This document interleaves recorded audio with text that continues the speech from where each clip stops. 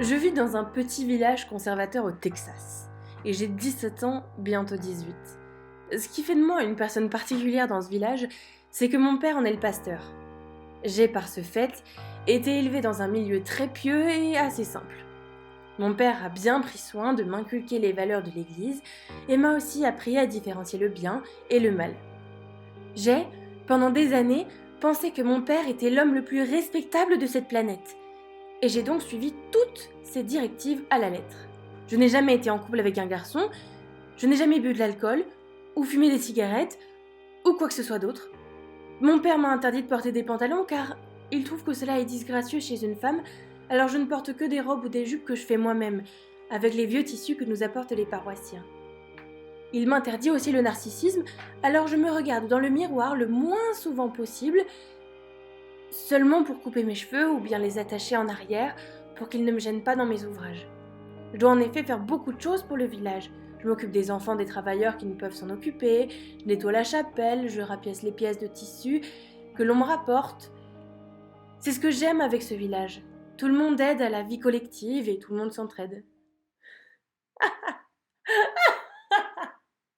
Enfin, tout ça, c'est ce que je vous aurais dit si j'étais bien la bonne petite fille débile que mon père sexiste et rétrograde voudrait que je sois.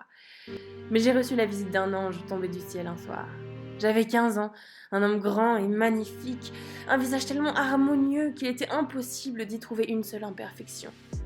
Il avait une peau dorée et des cheveux qui étaient de magnifiques fils d'or.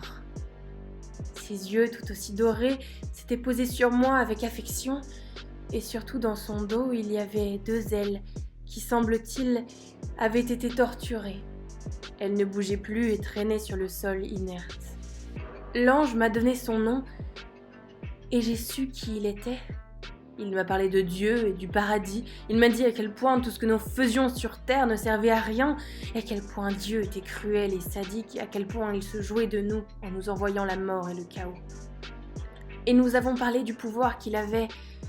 Il m'a même dit qu'il pourrait le partager avec moi et que nous pourrions être les êtres les plus purs de la création. Il a gravé en noir une promesse autour de mon nombril. Un pentacle à 5 branches de protection. Il m'a dit que cela me protégerait des monstres de Dieu. En me faisant promettre de réfléchir à sa proposition, il s'est évanoui dans l'air. Après cela, je suis restée 1 semaine dans ma chambre, réfléchissant à ce que l'ange d'or m'avait raconté et à la proposition qu'il m'avait faite. Et puis dimanche, le jour du Seigneur, il est revenu. Nous n'avons cette fois pas parlé de Dieu. Nous avons juste appris à nous connaître et nous avons ri.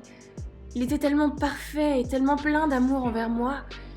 Il est revenu tous les soirs pendant 1 mois. Je crois que c'est à ce moment-là que j'ai su que j'étais perdue et qu'il me possédait. Il m'a à nouveau parlé de sa proposition. Je l'aimais, alors j'ai dit oui. Et il m'a prise. Je n'ai jamais ressenti autant de douleur que ce soir-là, mais en même temps je n'ai jamais ressenti autant de plaisir que ce soir-là. La promesse qu'il avait gravée autour de mon nombril se transforma. Le pentacle devint une tête de bouc. Le pouvoir afflua dans mes veines et je me sentais briller de puissance. Mon jeune corps était rempli d'excitation. Je savais ce que j'étais devenue, mais je n'avais pas peur. Je me sentais en sécurité dans les bras de l'ange. Lui seul savait qui j'étais réellement dans ce village de fous et il m'avait pleinement acceptée. J'étais devenue une sorcière de Lucifer. Ils l'appellent le diable, mais ils ne le connaissent pas. Savent-ils réellement à quel point il est empli de perfection et d'amour, lui qui aima tellement Dieu qu'il fut chassé du ciel?